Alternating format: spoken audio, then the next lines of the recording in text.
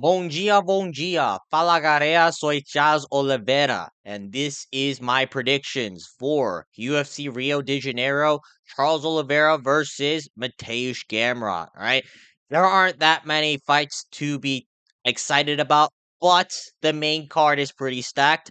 So there are a couple of fights that you should keep an eye out for, but regardless, I'm gonna cover every single fight on this card, starting with the early prelims ending with the main event. So without wasting any more time, let's jump right into the video. All right, first fight of the night, we got Luan Lacerda versus Simon Oliveira.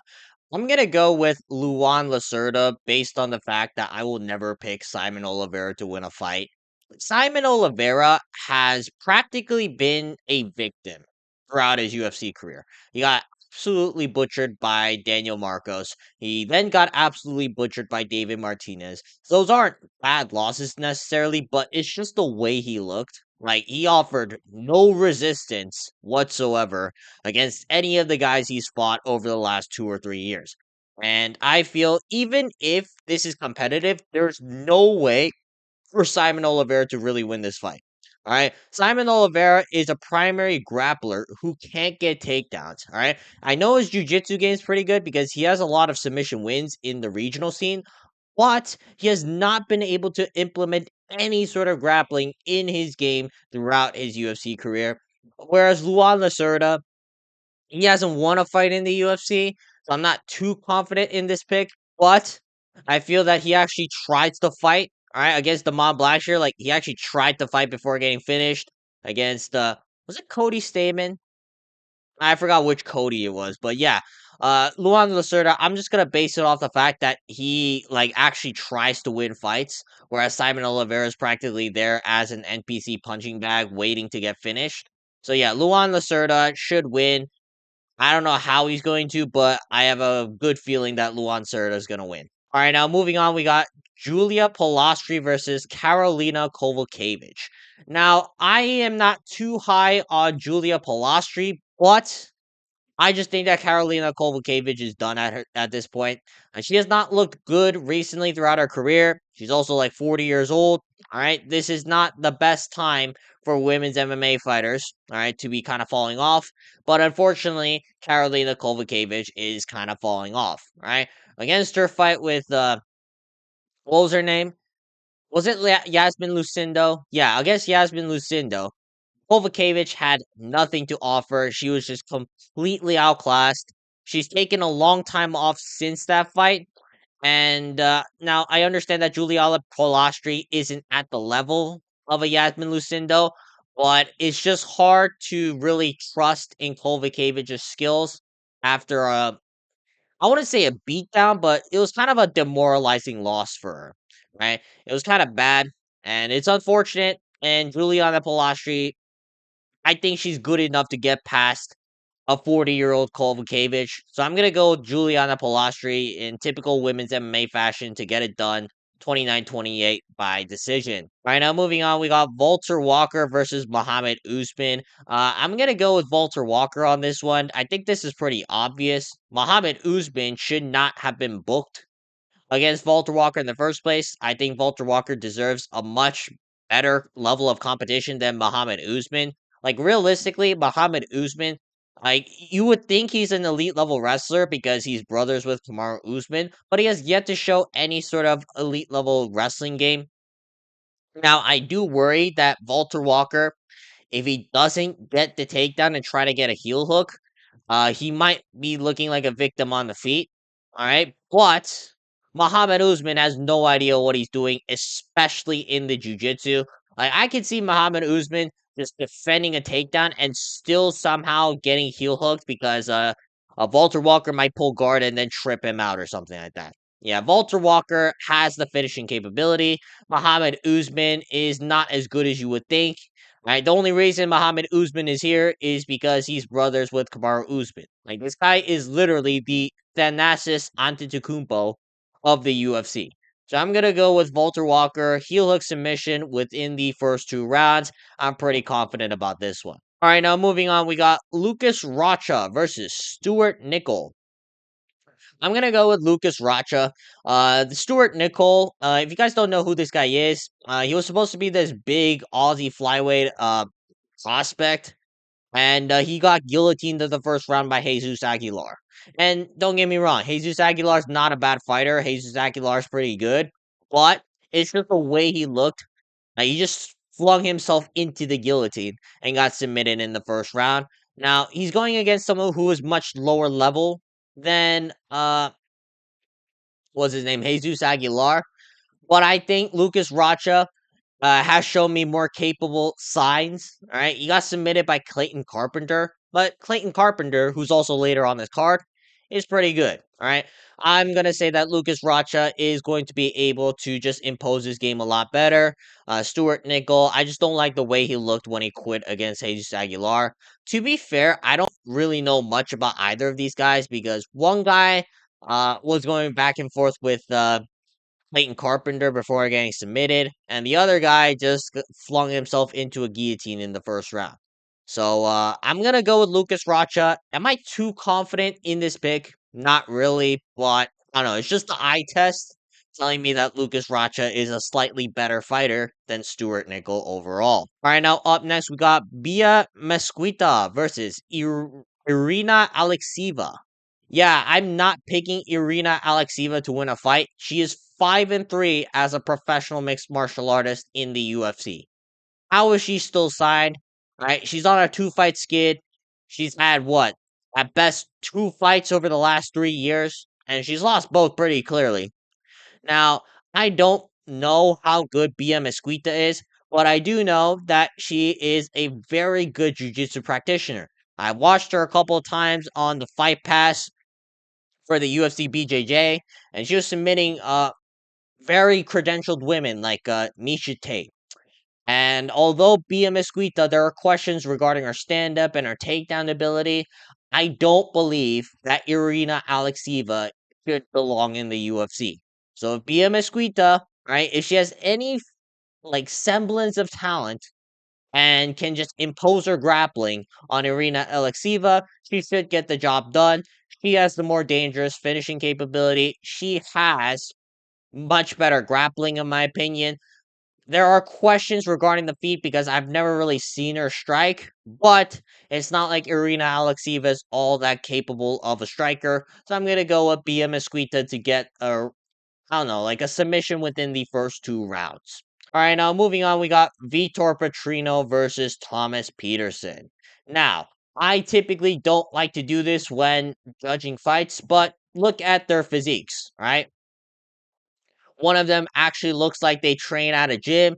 The other guy looks like a melting pint of ice cream. All right. I'm going to base it off the fact that Vitor Petrino is actually pretty athletic. But not only that, Vitor Petrino actually has some skills. I know he lost to Anthony Smith via guillotine. All right. And that is just simply disgraceful. But since moving up to heavyweight, Vitor Petrino has been using his lighter man skill to just clearly dominate whoever's in his path, at least in the heavyweight division. Now, to be fair, the only guy Vitor Petrino's really fought at heavyweight is Austin Lane. But I don't think Thomas Petersen's that much better. Thomas Petersen's very open on the feet. Sure, Petersen has more experience in the grappling, but that's primarily through wrestling. And Vitor Petrino, although he's moving up from light heavyweight to heavyweight, I believe that he's the more athletic fighter who will be able to impose the grappling a lot better. And if they're on the ground, I can see a night and day difference in the jiu-jitsu. So Vitor Petrino can get like a rear naked choke or something along those lines. I'd say there's more options for Vitor Petrino on the feet as well. I know that Thomas Petersen, he's not bad of a boxer, but he got dropped and finished by the GOAT, Shamil Gaziev. And I think Vitor Petrino is at a comparable level to the GOAT known as Shamil Gaziev.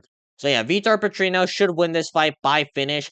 I would be more confident in a submission, but I wouldn't be surprised if he gets it done on the feet. All right, now up next we got Jafel Filho versus Clayton Carpenter.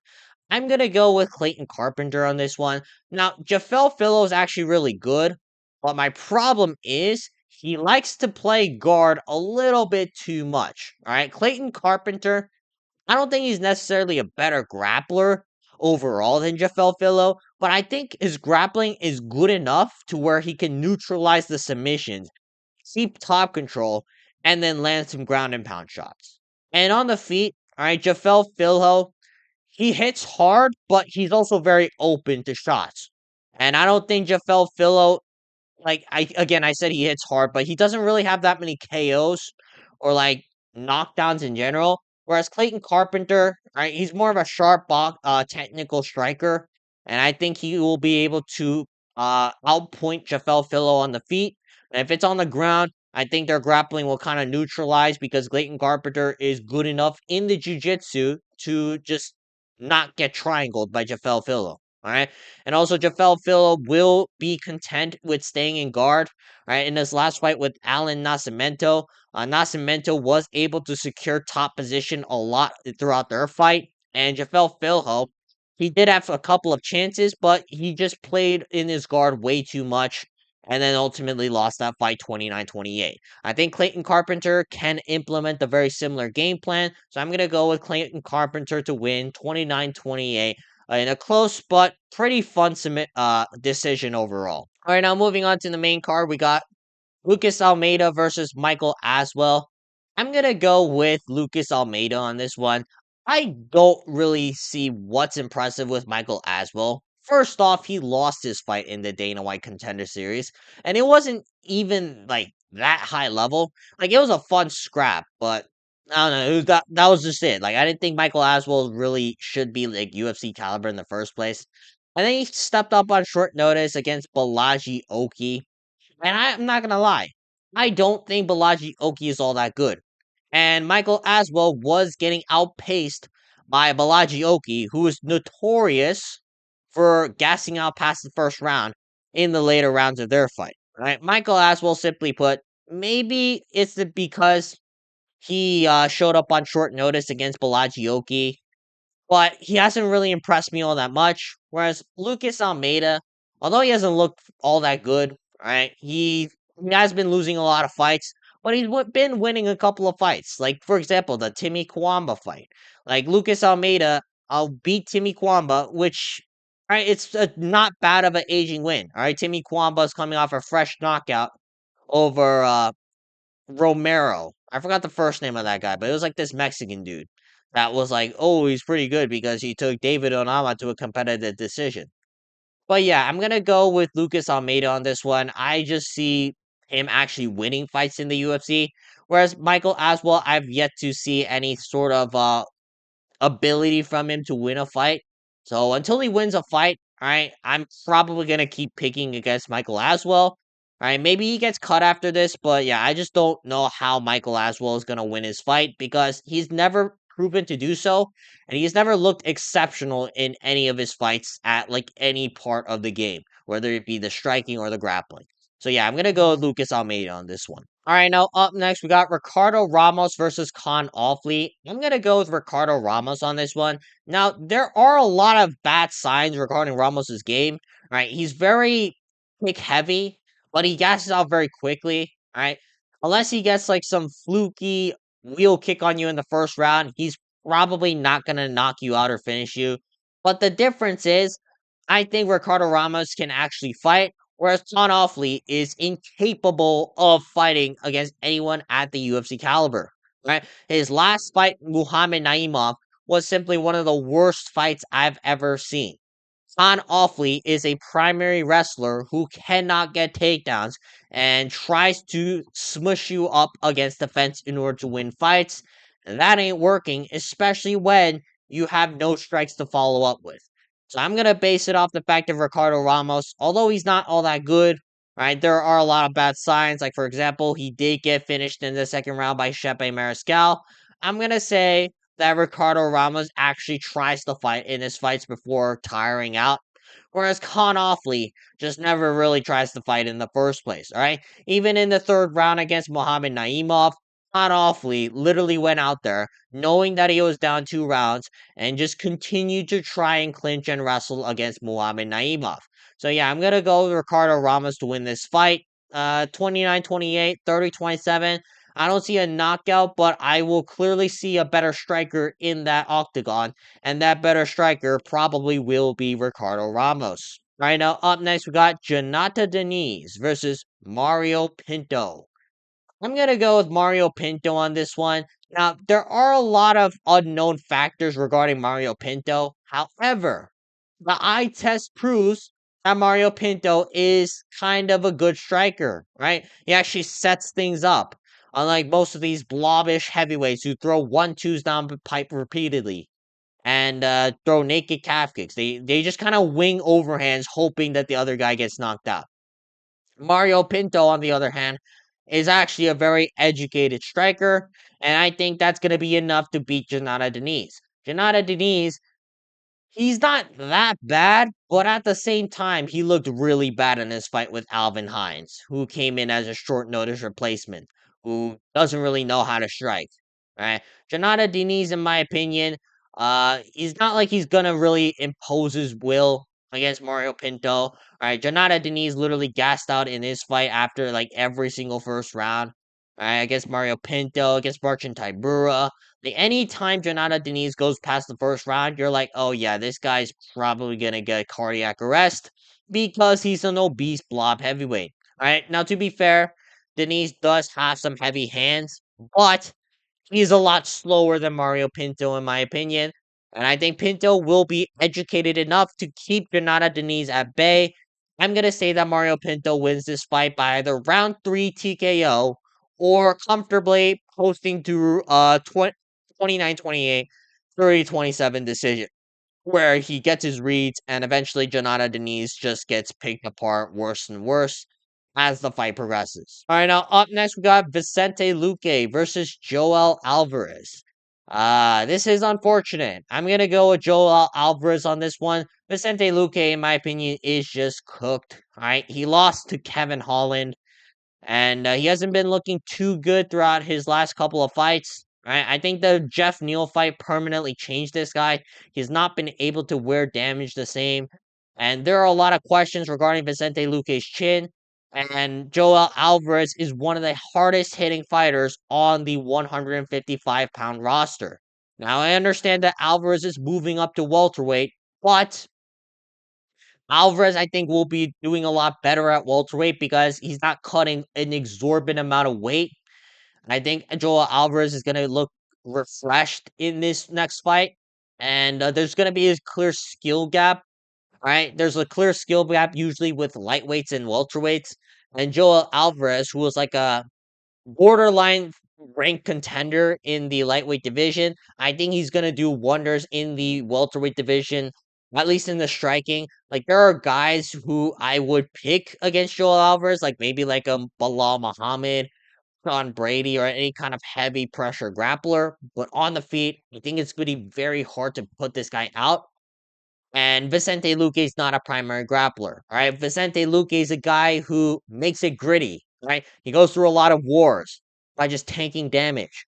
That's not a style I'm very confident in against Joel Alvarez because Joel Alvarez hits very hard and he's very technical. So I'm gonna go with Joel Alvarez to finish this fight within the first 2 rounds. I'm not exactly sure how. Like, it is possible Vicente Luque panic shoots a takedown and then Joel Alvarez latches up a nasty guillotine. But more likely, I'm going to say that Joel Alvarez wins this fight via knockout. I can see Vicente Luque just curling up into a ball after he gets cracked with a right hand down the pipe, and it's gonna be very sad, right? I pray that Vicente Luque makes it out of there safely, but unfortunately, it's against Joel Alvarez, so I don't see that happening. All right, now moving on to the co-main event, we got Davison Figueiredo versus Montel Jackson. I've been going back and forth a lot for this fight. All right, Davison Figueiredo, I think he's a lot more proven of a fighter than Montel Jackson. But he looked really bad in his fight with Corey Sandhagen. Right? I understand that Davidson Figueiredo came in with a jaw injury or something like along those lines, and he tore his knee during the middle of his exchange with Corey Sandhagen. But is it going to be that much better from here on out? Figueiredo's like what 38 years old, right? That's like pretty cooked, especially if you're at flyweight or bantamweight. Figueiredo, like, yeah, he has the lighter man skill. He can possibly take down Montel Jackson and something like that. But his output on the feet isn't all that impressive to begin with. I can see Montel Jackson being the quicker striker, even though Davidson Figueiredo is the guy moving up from flyweight. So you would think, oh, there's lighter man skill into this. I don't see it. All right. The only way I can see Davidson Figueiredo winning this fight is if he establishes the takedowns early on Montel Jackson. And to be fair, that is possible. All right. Montel Jackson, he has been struggling a lot against grapplers throughout the early parts of his career. All right. Like, for example, Ricky Simone was able to just secure double legs anytime he wants. And Montel Jackson, although he was landing the more damaging shots, he just kept getting taken down. So there's a path of victory for Davison Figueiredo. But do I trust Davison Figueiredo, who's coming off an ACL tear or knee tear or whatever he tore that was like really bad? Do I trust him, like, who's coming off a jaw injury as well on top of that? Do I trust him to really implement the game plan in order to outpace Montel Jackson and just find a way to submit it within the first two rounds? I don't think so. And if it's on the feet, all right, Montel Jackson will beat up Davidson Figueiredo really badly. Like, I understand that Montel Jackson does have those mid performances against the likes of like Daniel Marcos, who isn't all that impressive, but there are also performances like when he knocked out Damon Blackshear in like 18 seconds. And I think Damon Blackshear is actually really good. I would still argue that Damon Blackshear should be ranked based on the fact that he got robbed by Mario Bautista.